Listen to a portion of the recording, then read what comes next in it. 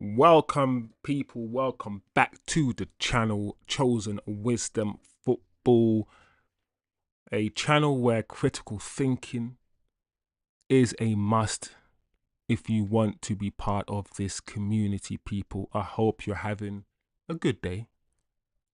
It's been a somber day, a very somber day in the world of football. There's a few bits to talk about today, guys. There is more Mbeumo updates, more Mbeumo news. There's also updates about and on Jadon Sancho's exit, as well as conversations still happening with Ollie Watkins that we're going to touch on. Essentially, the news is, or the story is, that after the Mbeumo deal hopefully goes and gets over the line, that Manchester United will be turning their attention to a striker, which I believe most of us kind of know already, because Man United have been actively going after Gyökeres. And now it seems as if Man United's interest in Ollie Watkins is a bit more serious than we initially thought. So there's a bit for us to get ourselves talking about, get our teeth sunk into. But as you guys know, we will start on a more somber note, and that is the death of Jota. Yes, as most of you will probably know already at this point in the day, Diogo Jota has died today. He died in the north of Spain in a car crash, essentially driving at, I think, 60 miles an hour. The story is his tire, I think, popped, swerved, crashed, and, in a few minutes set on fire, dead. It happened very quickly, according to reports. And it's just really, really tragic, people. It's really, really tragic. This is one of those things that transcends football, regardless of whatever team you support, regardless of what you do in life. I think sometimes these moments they ground you. They just make you understand. They force you into understanding that there is more important things than football. He recently just got married himself. I'm pretty sure he's got kids as well, 3 kids, and now he's dead at the age of 28. Now, like I said, stuff like this just puts life into perspective for me. I love football. And I'm pretty sure you guys love football as well. It's a beautiful game. But people, it is only a bunch of men kicking a ball around on a grass. That is what it is in the most objective way of looking at it. And therefore, as much as we pour our emotions and pour our love into this sport, these footballers that we often abuse online, I say we, all of us, slate them, bring them down. The media, tosses them around metaphorically. 1 minute pushing them up, next minute pushing them down. It's also important to understand that these guys, after the 90-minute match is done, they go home. They go home to their families. They go home to their friends. They have a life outside football. And sometimes as fans, we lose the bigger picture. We get caught up into our team, caught up into the religion aspects of football, caught up into the worship aspect of football. Many of us actively worship some of these footballers. And all of these things, it's all, some of you guys will call it negative things. Some people will say it's good. But either way, none of it really matters. Life is the most important thing. You only get one life, people. Just one life. If you believe in reincarnation, then you might disagree. But you have one life. You have one go at this thing. You only get it once, and that's it. And most footballers, their careers spanned, let's say, 15 years let's say the average footballer starts football at 18 professionally and might end their career at 35. Let's say 20, let's say 15 years. 20 years, if you want to stretch it. After that, they have to find something else to do. So football often is the smallest part of someone's whole 80-year life. That 20-year career is only a quarter of their life. So life is precious, people. Enjoy it while we're all here. Learn to love as many things as possible. Don't carry too much hate around. If you want to fully invest emotionally into football, that's fine. You can do that. But understand it's just football. And just because a lot of people don't have a lot of other things in their life, and so football is like the number one thing because there's nothing else going, right? So they pour their heart and soul into football. It's still just a sport. It's still just a sport, and there's more important things, guys. So I feel like his passing will put a lot of things into perspective for a lot of people. Listen, people die every day. Right now, there's probably a bomb being exploded, and there's probably some people losing their limbs and dying right now as I speak. And we'll never know their name, and we'll never know who they are. So, for me, as sad as this Jota thing is for football, he's just one human being, and I don't value one human's life over another human's life. Sorry, I don't value a footballer's life over anyone else's just because they're famous and they're footballers. So I'm already, as a person, I'm burdened by a lot of the disasters. I'm burdened by a lot of death, by a lot of the killings, a lot of the really bad things that happen in this world on a daily basis. I'm already burdened by that. So I don't need Jota's death to bring things into perspective for me. But I know his death will bring things into perspective for a lot of people. And in the football world, it will unite the football world. Maybe temporarily. Tomorrow we'll go back. Arsenal hating Man United fans hating Liverpool fans.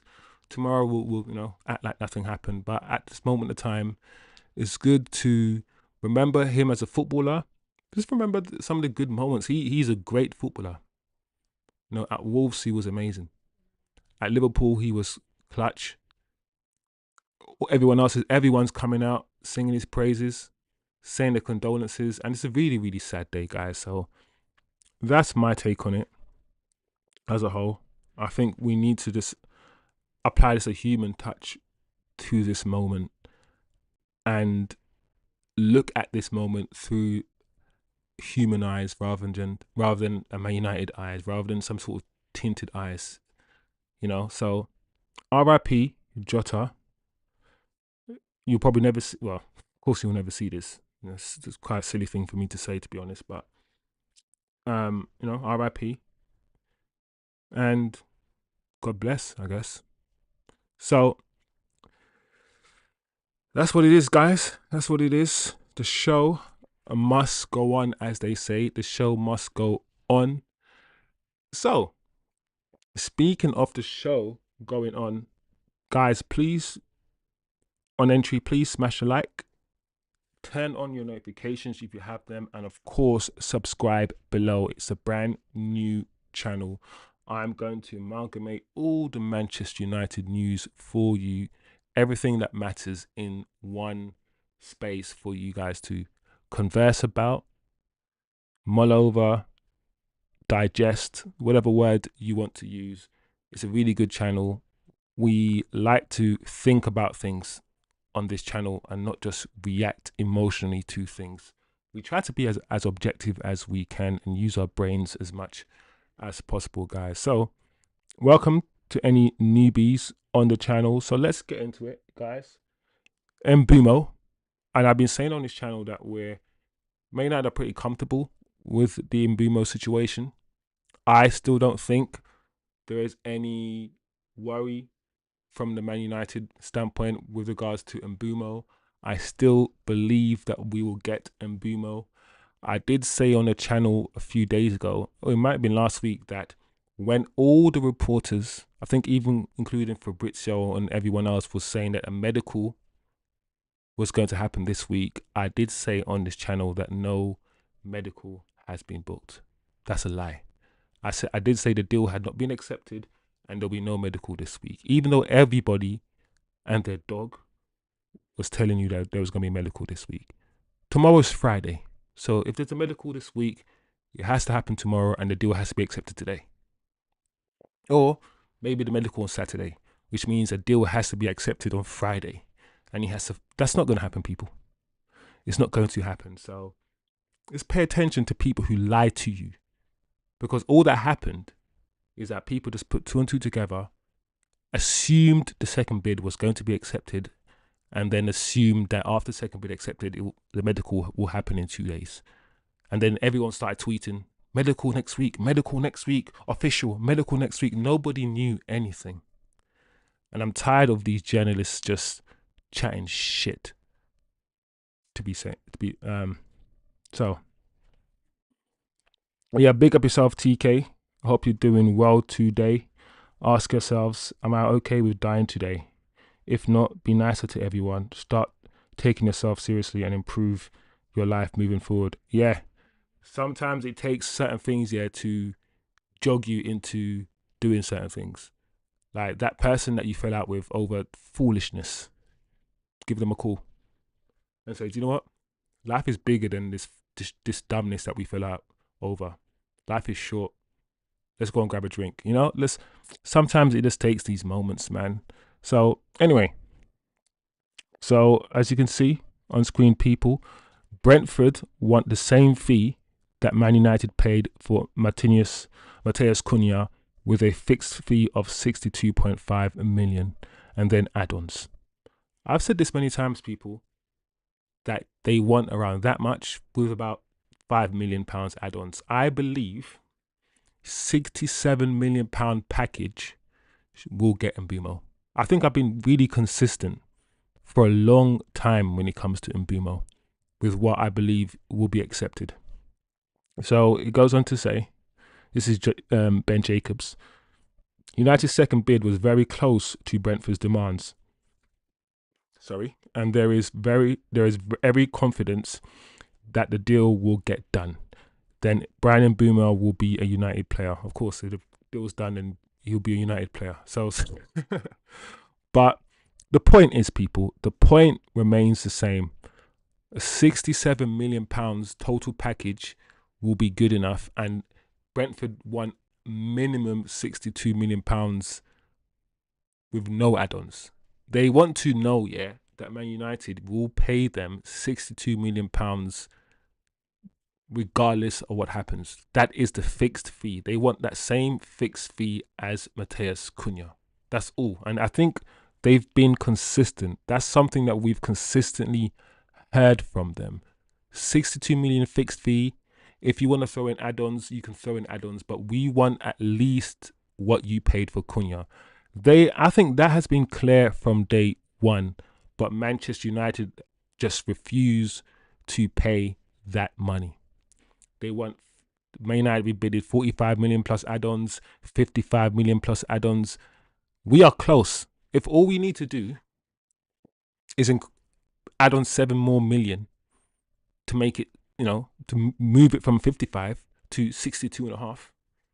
I don't see why United can't just do that. Give them 62.5 as they've asked for, and throw in £5 million add-ons to bring it up to a total package of 67. And I think that will do it.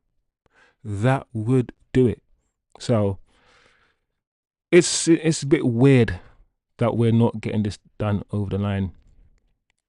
I don't think it will be done this week. I think this Jota news, I think a lot of clubs will be respectful with regards to this Jota situation. And I don't know if anybody really wants to do anything or announce anything today. I'll be honest, the media, PR and marketing is very important. It's very important that the clubs are all showing. If you look online, every club is showing or giving their condolences. Every club is doing a minute silence in training. Everyone is being shown or showing how respectful they are. So I don't think a deal will be announced. If I'm being honest, and this is just, I know, listen, I've been told that United were in for Mbeumo and they're very interested. I've been told a lot of things. One thing I haven't been told, Tyler, is when. I don't know when. If I have a guess, I think it will be done. The third bid and the final bid will be done next week, early next week. That's what I think. I don't know for sure. I'm not going to come here and lie to anybody, because what does that do? If I lie to you and say that I know for a fact this is going to happen, like all the journalists did, and it doesn't happen, my credibility goes out the window.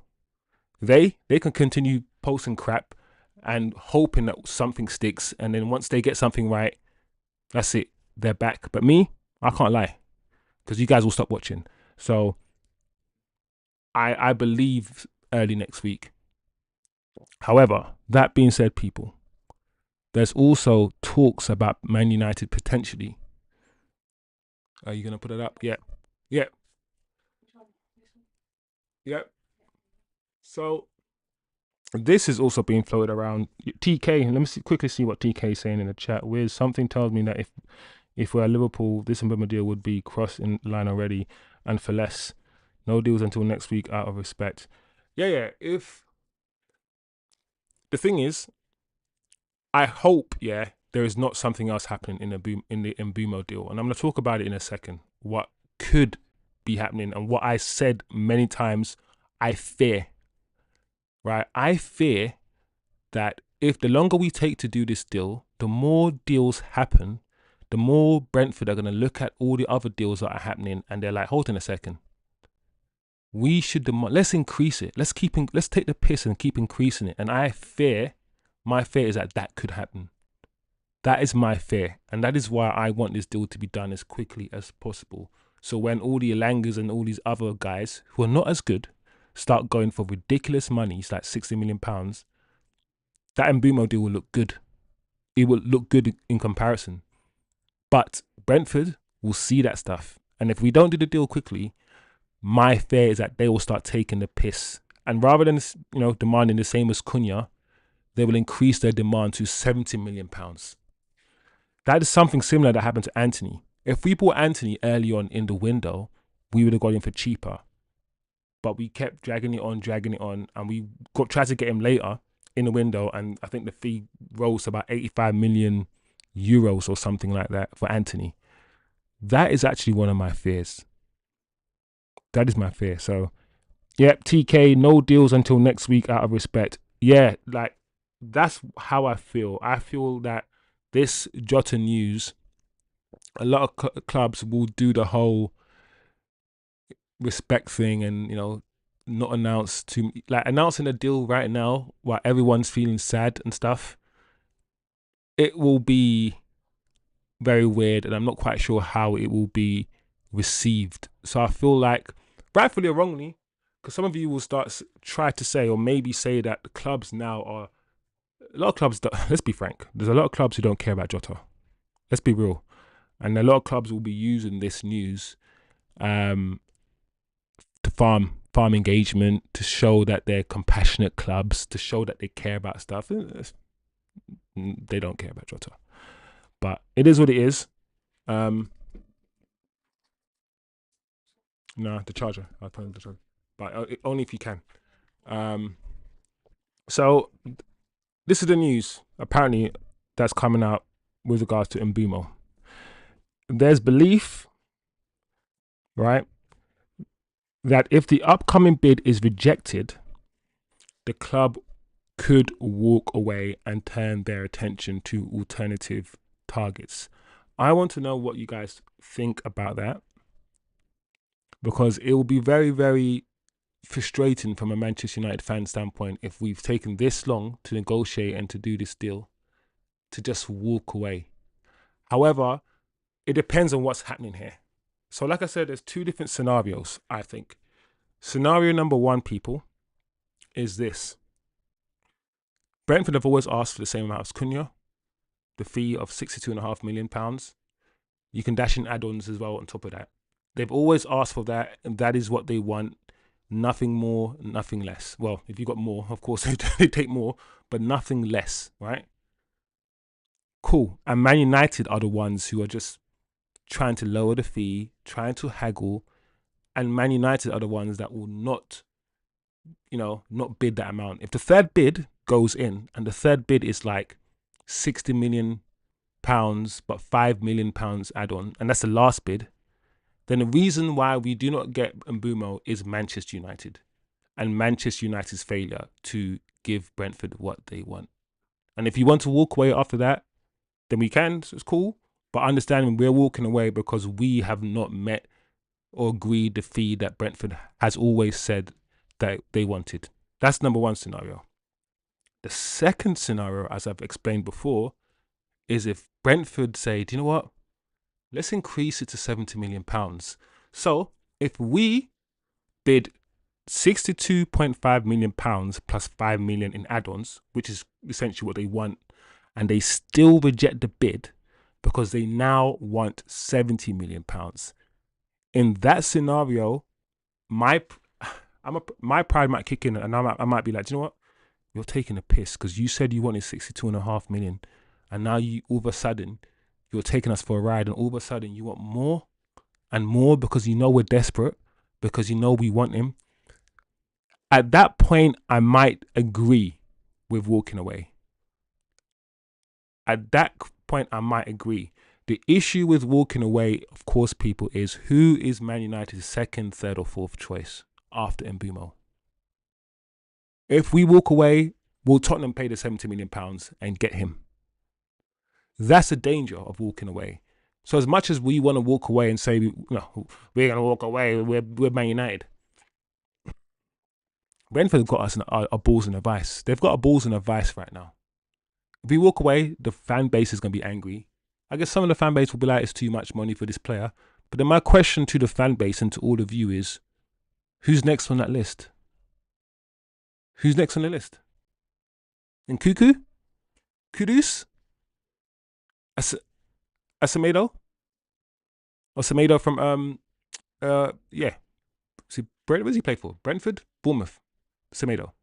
Like, I believe the second person on that list is going to be such a drop-off from Mbeumo that it's going to be very difficult. It's going to be very difficult for Manchester United to walk away from this deal, I believe.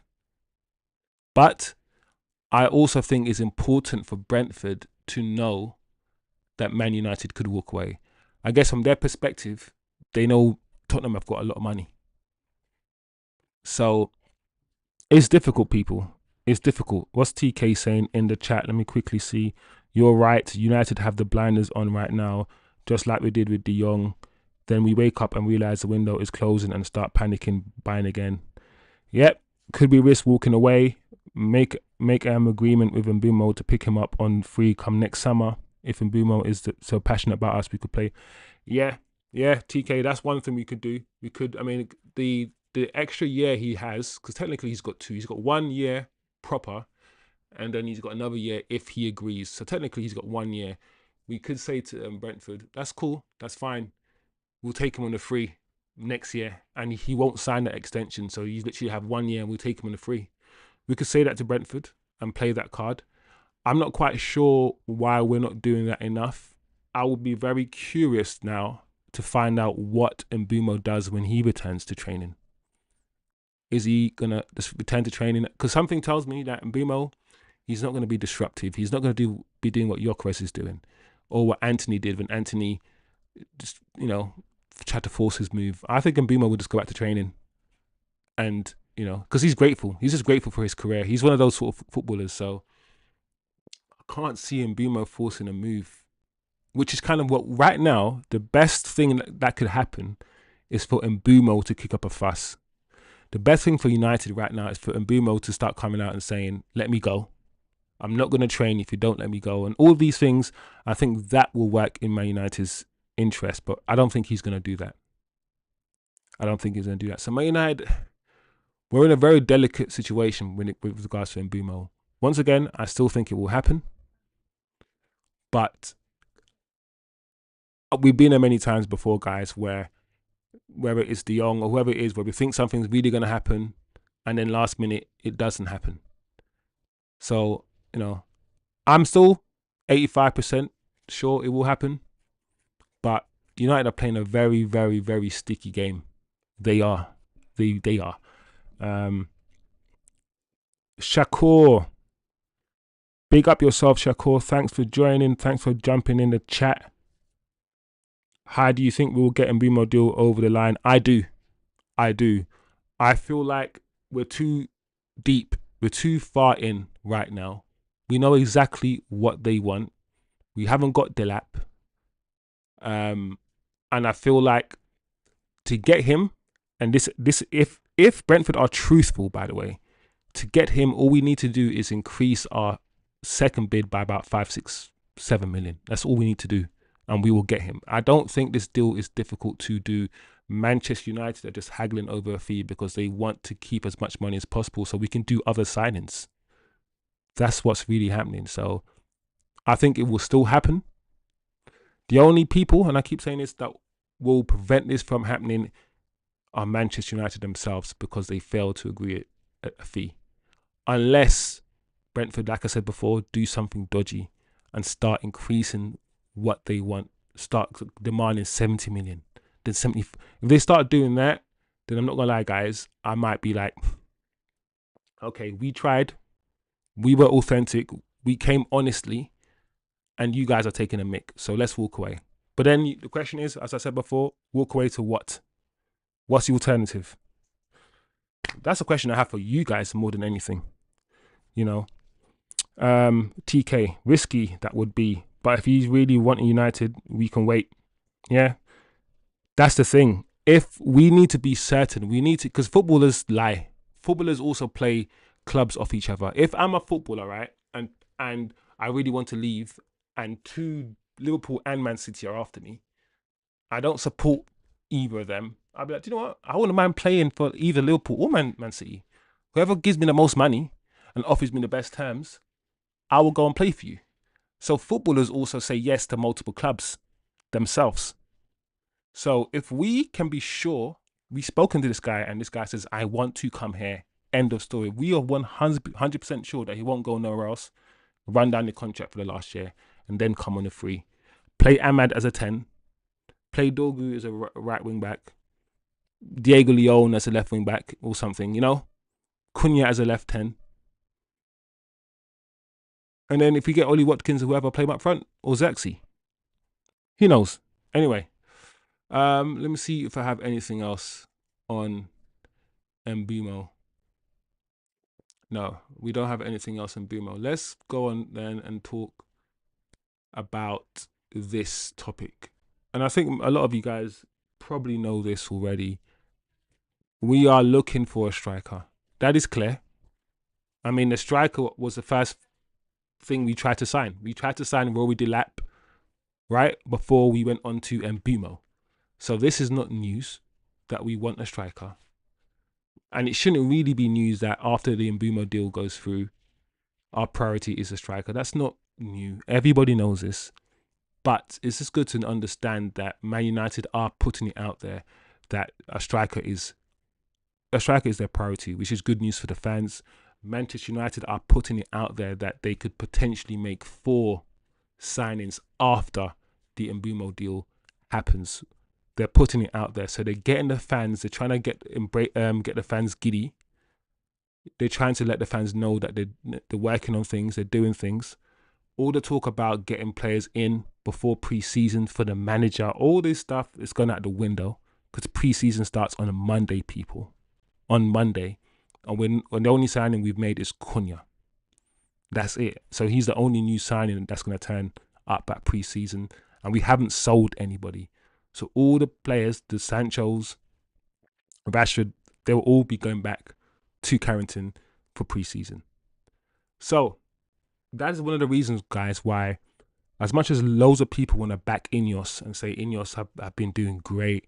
And listen, it's not just Ineos' fault. We have to acknowledge that Ineos didn't put Rashford on Sancho and all these guys on big contracts. They didn't. They've literally just come. And they're trying to clear up the mess left to them. Yeah. So it's not all Ineos' fault. But we should take things they say with a pinch of salt. Or I always tell people this: actions speak louder than words. Man United are a PR machine.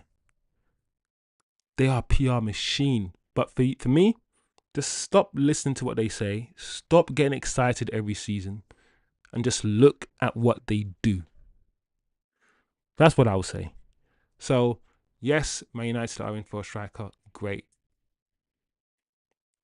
But we already know that. So, anyway, that being said, Jadon Sancho. I've said many times on this channel as well, guys, that Jadon, out of all the players up for sale, will be one of the easiest to sell. Yes, his wages are high. Yes. And that makes him a bit harder to sell. But in terms of his talent and what he's done in football and his age, he's still only 25, people. He's not even at his prime yet. He's nowhere near his prime yet as a footballer. And yet people are always trying to ridicule this guy, always trying to talk negative about him, whatever. Jadon Sancho is still a baller. And I knew that he would be one of the first to be sold. He's a very sellable asset. And Juventus are very, very close to a deal.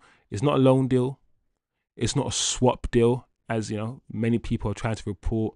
We still could take, I don't know, Douglas Luiz on loan, but this deal is not a swap deal. It's an outright sale to Juventus. Both camps are happy. Jadon is happy to go to Juventus. Juventus are loving the fact that they're about to get Jadon Sancho.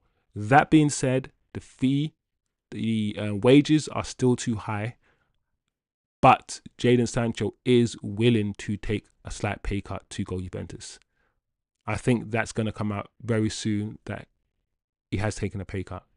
And so all the people crying, saying, "I'll just take a pay cut," and all these things, he would have done. He would have to take a little pay cut to go Juventus, and he will. So I'm happy that this deal is getting closer. I feel like this will be the first outgoing we make. Do you know what? I'm going to say that this might even happen next week. This might actually happen next week, guys. So stay tuned. Stay tuned. And I'm happy for Jadon. He needs a fresh start. He needs to go and play football. We need the money. Even though, as I keep saying, mixed messages. Man United are saying they don't need to sell. Then they're saying they do need to sell.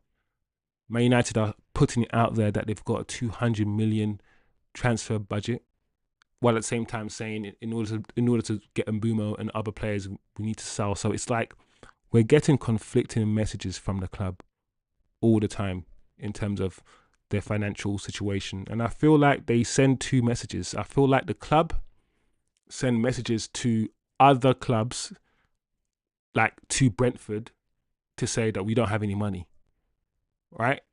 We have to make sales in order to buy Mbeumo and all these things. So they put it out there so clubs can see they don't have money, while at the same time they try to put it out to the fans that they've got money, because they don't want the fans to feel or to think that the club is poor.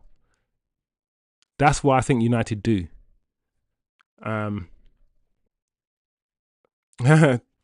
TK says Sancho is happy to go Juve until he says F no to the wages proposed.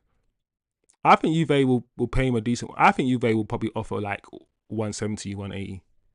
Because if Jadon's getting 250 now, or just over 200, 250, whatever it is, getting a pay cut to about 190 isn't the end of the world.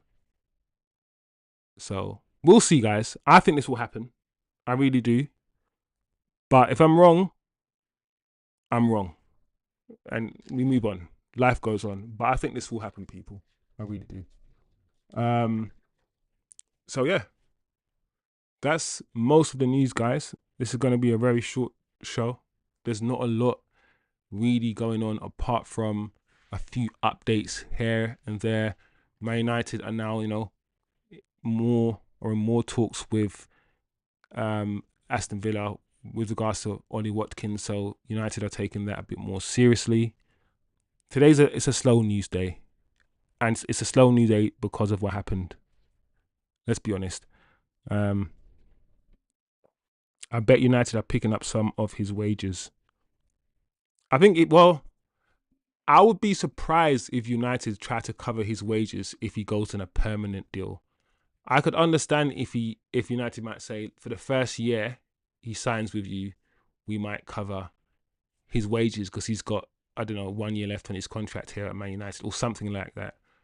But the idea that you sell a player and you still cover half of his wages when he's been sold to another club, I think that's insane to me. That's crazy. Like, you signed a contract with the other club. Why am I paying your wages to play for that? If you were out on loan, I get it. If we only cover your wages for like the first year or something, I get it.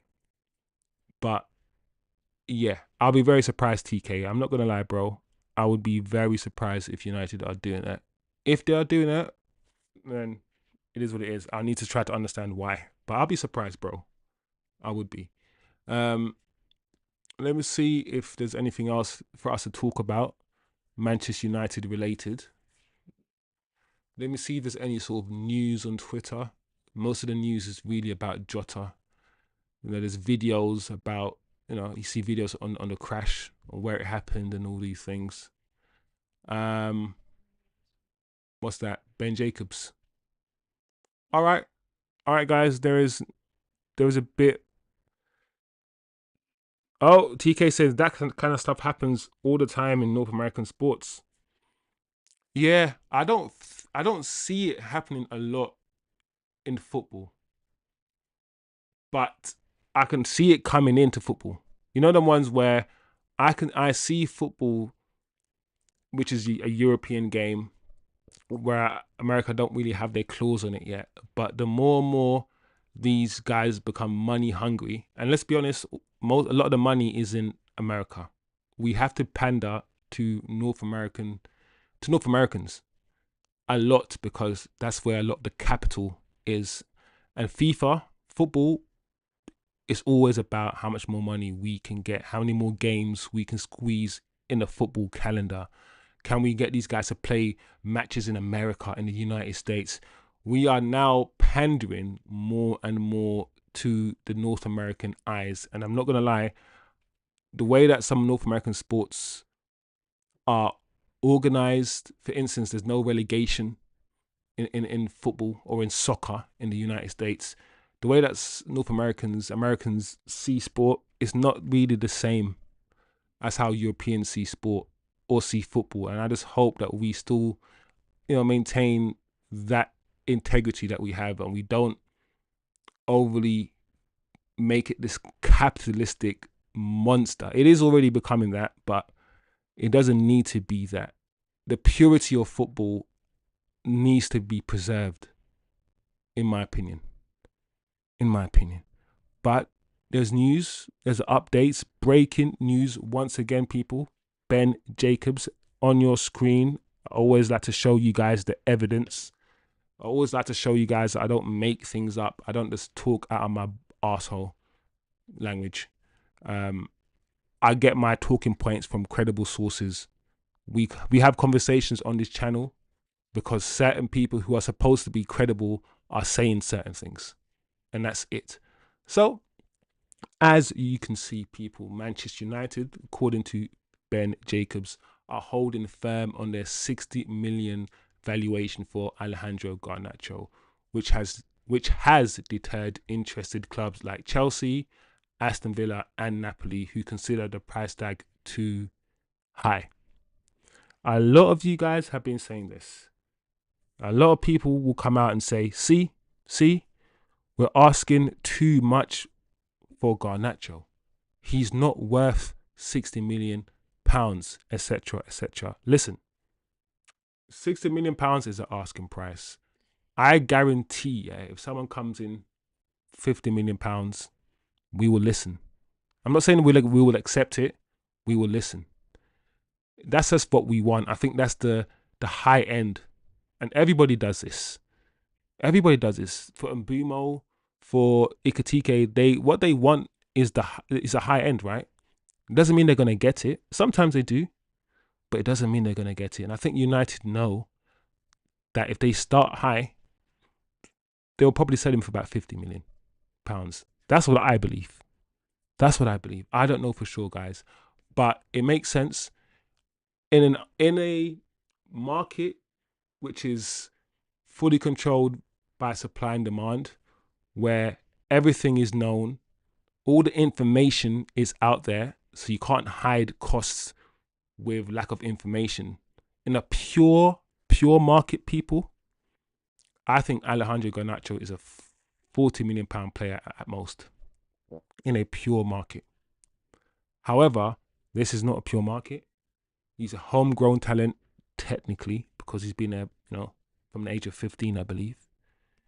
He is one of the few left wingers in the Premier League who has, for the age that he is, 20 years old, he's played at least 100 games in the Premier League. His stats aren't the worst.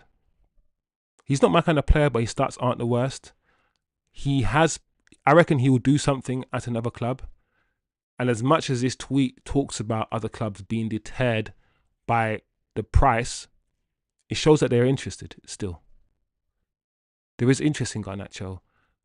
He won't be the first to leave. I think Sancho is more primed to leave before him and Anthony.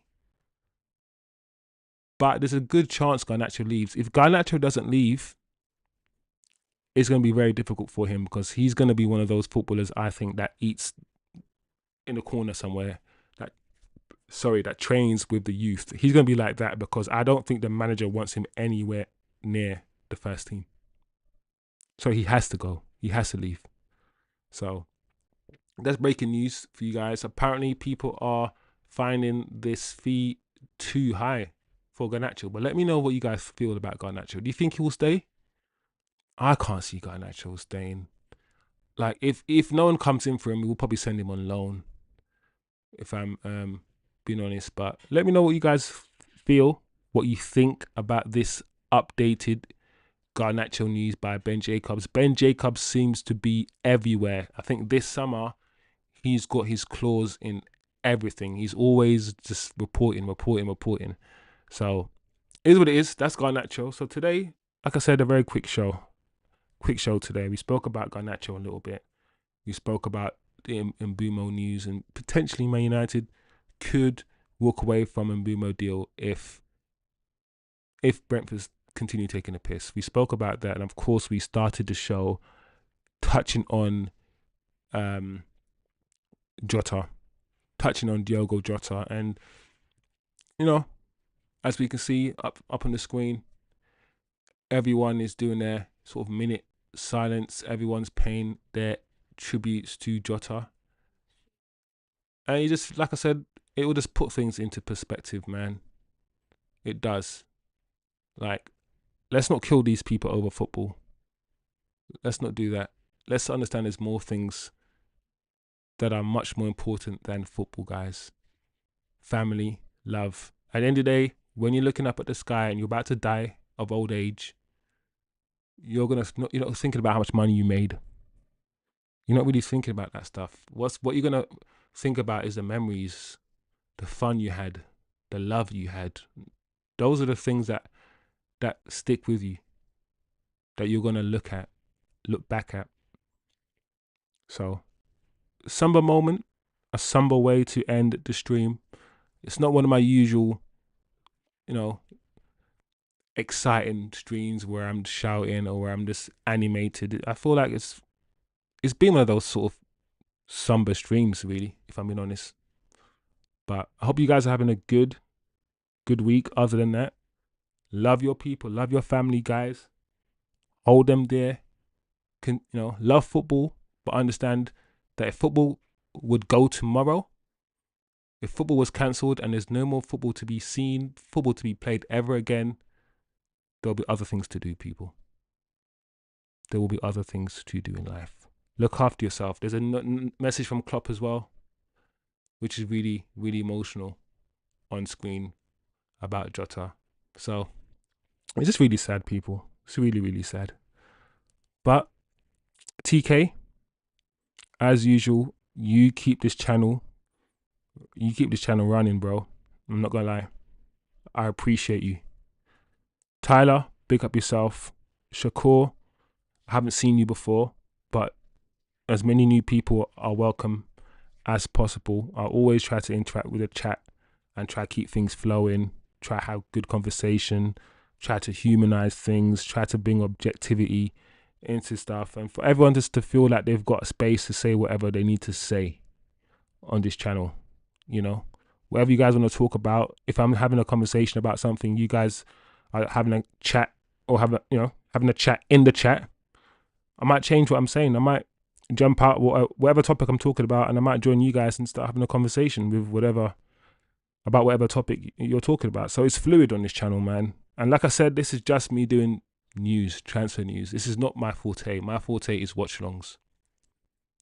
And I can't wait to start doing watch alongs, even if it's once a week. So I'm hopefully going to do a watch along to the World Cup final as well. So yeah, the Club World Cup final. So stay tuned, people. When pre-season starts and we start doing pre-season games, I will be here watching. As long as the pre-season games are not during the day, yeah, I will be here watching those pre-season games, doing my watch-alongs, people. So big up yourselves, man. Like, really do. Like, it's making me want to just give everyone a hug. No, real talk. It's making me want to give everyone a hug. That's the kind of mood I'm in right now. So look after yourself, people. I will be back hopefully tomorrow at the same time. Big up yourself, TK, as always, like I said, and everyone else in the chat. That's the Man United news today, and I'll see you guys